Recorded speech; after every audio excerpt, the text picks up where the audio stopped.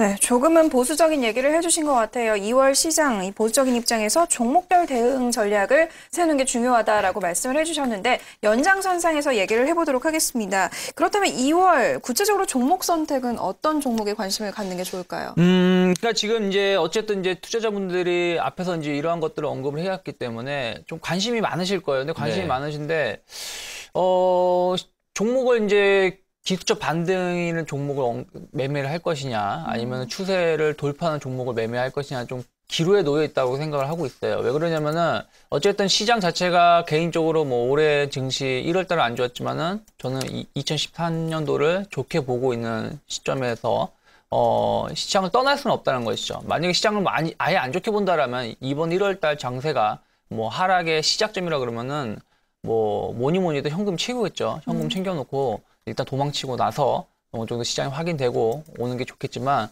그런 건 아니라고 생각이 들어요. 그렇기 때문에 많은 투자자분들도 그렇게 생각을 하고 계실 거고요. 그러다 보니까 지금 이제 투자에 대한 좀 고민이 많이 있으실 겁니다. 네. 왜 그러냐면 일반 전문가들도 낙폭과대 종목군들, 특히 이제 최근에 보신다라면 현대차라든지 기아차가 뭐 어저께는 조금 좀 하락을 일시적인 조정이 또 나왔었지만은 뭐, 기아차는 5만 원이 붕괴가 되고, 현대차는 20만 원이 붕괴가 됐다가, 지난 화요일에는 뭐, 5%대 이상으로 올라오면서 좀, 낙폭과대 종목이 좀 많이 올랐던 부분들이 있었고, 또 삼성전자 같은 경우는 지난 화요일, 뭐, 어제 계속해서 한 2에서 3% 상승을 보이면서 또 올라오고 있고요.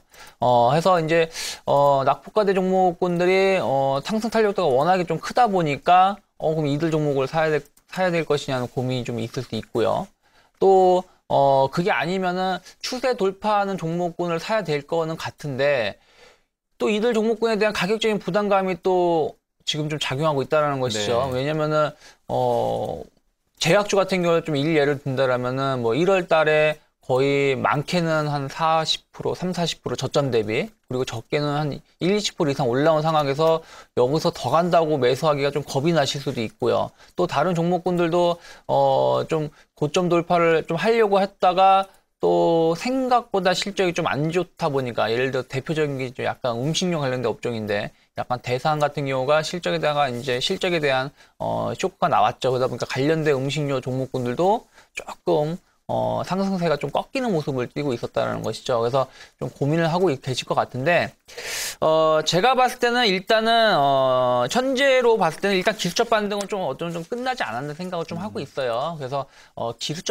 원래 주식을 하실 때는 추세가 살아있는 종목을 하셔야지 수익이 나실 수 있습니다. 그냥 단순하게, 낙폭 과대에 따른, 기대감으로 주식을 매매했을 때는, 상승의 그 폭은, 뭐, 그 순간적인 상승의 폭은 클 수 있겠지만은, 그로 인해서, 길게 본다라면, 그로 인한 수익의, 기대치는 상당히 낮다라는 게 통계적으로 많이 나와 있기 때문에, 제가 보기에는, 상승세를 계속 유지하고 있고, 고점을 돌파하려고 하는 종목군에 대한, 관심을 꾸준히 이어가야 되지 않을까 생각을 좀 하고 있고요. 또 이제 관련된 종목군들을 좀 보신다라면은 일단 뭐 낙폭과대를 아예 보지 말자라는 건 아니에요. 근데 네. 낙폭과대 종목군들을 조금 왜 좀 안 좋게 보냐면은 이들 종목군들이 뭐 일시적인 뭐 쇼크로 인해서 예를 들어서 뭐 작년 같은 경우라면 혹은 재작년 뭐 외부적인 요인에 의해서 뭐 유럽이라든지 뭐 일본, 미국이라든지 이런 외부적인 쇼크에 의해서 주가가 급락을 하면서 이들 종목군들이 급락을 같이 했다라면은 이건 낙폭과대로 인해서 기회가 될 수 있다는 것이죠. 하지만 최근에 나오고 있는 낙폭과대 종목군의 상당수들은 환율 문제로 인해서 혹은 실적이 어느 정도 꺾이는 부분들로 인해서 주가가 좀 빠지는 부분이기 때문에 이러한 것의 해소는 뭐 좀 길게 봐야 될 것 같다라고 생각이 들고 있습니다. 그래서 이들 종목군들을 매매하실 때는 좀 선별 작업을 거쳐야 될 것 같은데요. 제가 보기에는 IT 관련된 것들은 예를 들어 삼성전자라든지 하이닉스, 뭐 LG 디스플레이 같은 기업들은 실적이 일시적으로 조금 비수기에 들어가기 때문에 조금 꺾일 수는 있다고 생각이 들어요. 하지만 길게 본다라면은 그런 부분들은 거의 우려할 필요는 없다. 특히 뭐 이들 기업의 경쟁력은 뭐 2015년도까지는 뭐 여전히 1위를 유지할 가능성이 높고 그 이후에도 뭐 기술 개발을 통해서 시장 점유율을 계속 높여갈 수는 있기 때문에 이들 종목군들에 대한 대응은 저는 좋다라고 보고 있지만 기타 자동차라든지 화학 같은 종목군들은 조금 확인을 하면서 대응을 해야 되지 않을까 싶고요. 반면에 이제 실적이 좋아지고 있기 때문에 고점을 돌파하려고 하는 종목군들은 제가 보기에는 막 이제 고점을 돌파해서 많이 올라온 종목 말고요. 이제 돌파를 하려고 하는 종목군도 상당히 많이 있어요. 특히 최근에 보신다면은 연휴는 좀 짧지만은 네. 2월 춘절에 대한 기대감, 중국에 대한 춘절에 대한 기대감도 있고 우리나라 설에 대한 기대감도 있기 때문에 여행 관련된 종목군들 보신다면은 한 2달 정도 기간 조정을 잘 주고 나서 고점을 최근에 돌파하려고 하고 있다는 것이죠. 예를 들어서 카지노 관련된 종목군도 그렇고, 근데 대표적으로 강원랜드를 할 수 있겠죠. 3만 원대 중심으로 해서 한 2달 넘게 박스를 치다가 오늘 같은 경우 지난주에도 마찬가지지만 3만 1,000원을 돌파하려고 하는 모습을 띄었었고요. 또 모두투어, 하나투어 이런 여행주들도 한 2달 이상 행보를 보이다가 고점을 돌파하려고 하고 있기 때문에 이들 종목은 이제 시작점이 될 수 있다는 것입니다. 그래서 이들 종목 중심으로 좀 매매를 하셨으면 좋겠고요. 또 하나가 건설주, 금융주 제가 앞에서도 말씀드렸지만 이들 종목군들이 최근에 조금 급등했던 부분이 있어요. 근데 먼저 건설주가 올라왔고 금융주가 뒤따라 올라오면서 약간 가격적인 부담감은 지금은 있습니다. 하지만은 이러한 것들도 어느 정도 오늘도 금융주가 어제 오늘 위해서 좀 빠지고 있거든요. 또 건설주도 먼저 조금 쉬었던 부분들이 있기 때문에 이러한 가격적인 부담감이 좀 해소가 된다라면 다시금 또 고점을 향해서 갈 수 있다. 특히 정책적인 기대감이 작용하고 있기 때문에 이들 종목군들 특히 이제 세제 개편에 대한 기대감도 있죠. 그래서 보험이라든지 증권 관련된 종목군들을 보시면 대표적으로 1위 기업들을 보시면 돼요. 그래서 신한지주라든지 삼성생명, 대우증권 이러한 종목군들을 고점 돌파에 대한 기대감으로 인해서 관심 있게 보면서 매매를 하신다라면은 낙폭과대 종목보다는 오히려 이런 종목군들이 좀 더 수익이 좋지 않을까 생각을 좀 하고 있습니다. 네, 주식 투자 관련된 책을 보면 항상 나오는 이야기 중에 하나가 선택과 집중입니다. 2월에도 사실 선택과 집중이 필요할 것 같은데요. 낙폭 과대 종목들과 고점 돌파 전략들에 대한 부분들을 골고루 편입하셔서 종목에 대한 편성을 해보셔야 할 것 같습니다.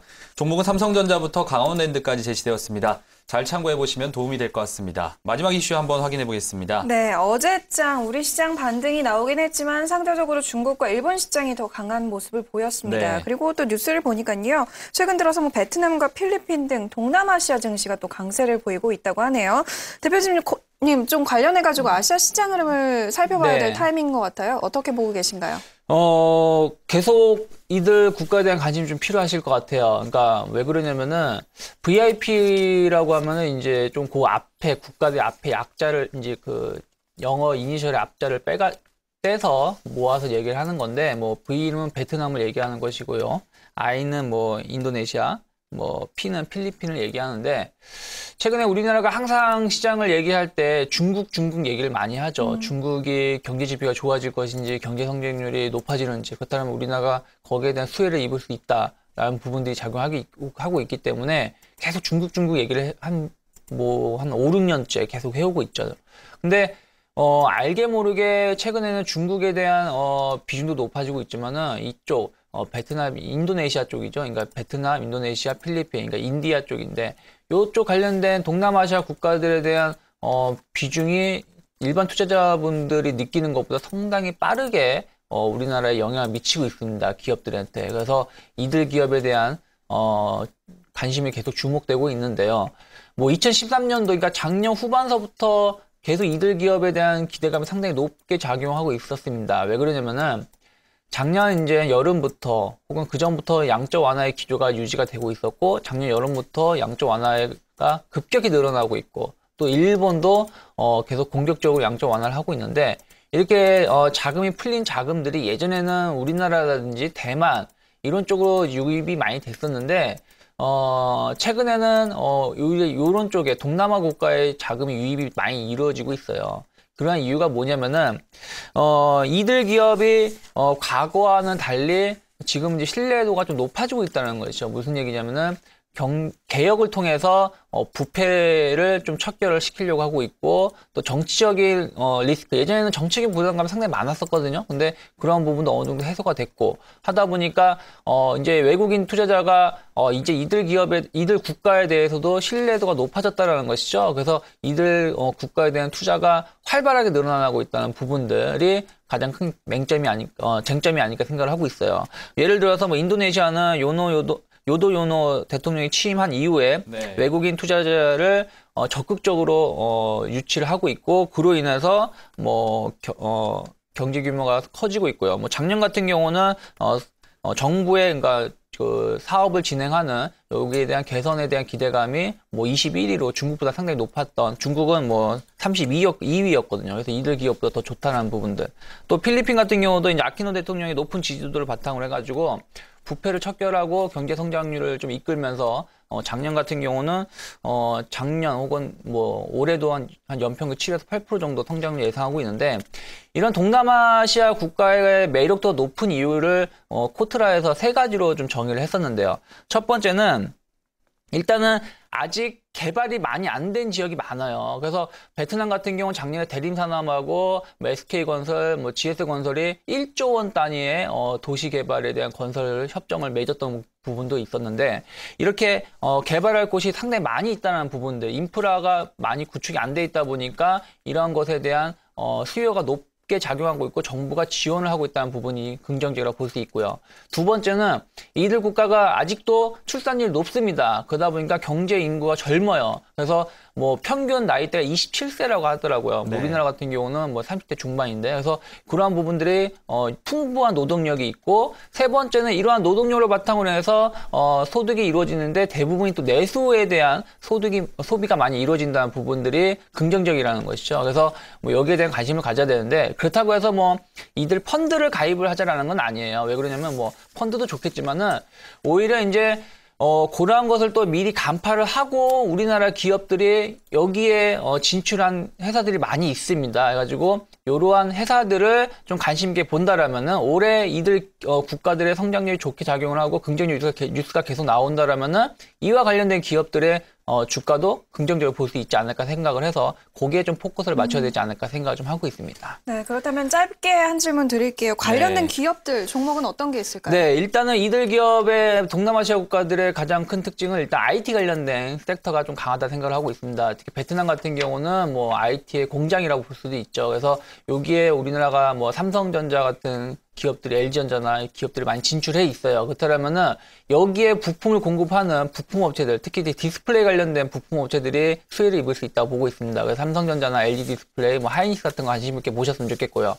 또 이들 국가의 이제 인프라 개발이 이루어지다 보니까 관련된 기계 업종이라든지 산업재 관련된 제품을 공급하는 회사들이 또 수혜를 입을 수 있어요. 그래서 뭐 두산인프라코라든지 맥스로텍, 진성TEC, 대창단조, 동해안기전 같은 종목군들은 그전에는 중국만 많이 진출했었지만은 오히려 이쪽에 대한 제품 판매라든지 실적이 계속 증가하고 있다는 기대감이 작용하고 있고요. 또 앞에서 말씀드렸다시피 이들 기업의 내수 위주로 경제 구조가 많이 형성되어 있기 때문에 여기에 진출해 있는 유통업체라든지 음식료 관련된 업체들이 좀 수혜를 입을 수 있을 거라 생각을 하고 있는데 뭐 대표적으로 이제 CJ 홈쇼핑은 중국에 대한 기대감이 있었죠. 근데 GS 홈쇼핑은 필리핀이라든지 동남아시아의 채널권을 갖고 있습니다. 그래서 뭐 GS 홈쇼핑이라든지 뭐 오디온 또 CTC 바이오 그리고 CJ 제일제당 같은 기업들은 앞으로 이런 국가에 대한 수혜를 입을 수 있을 거라고 생각을 좀 하고 있습니다. 네, 동남아 시장이 뜬다고 하는데 이슈에 대해서 짚어보고 종목과 연결해봤습니다. LG 디스플레이와 SK 하이닉스는 2번, 3번 이슈에서 공동으로 나왔는데요. 관심 가져보시면 좋을 것 같습니다. 네, 지금까지 이슈앤뉴스 유창희 대표와 다양한 얘기 나눠봤습니다. 대표님 오늘 도움 말씀 고맙습니다. 네, 고맙습니다.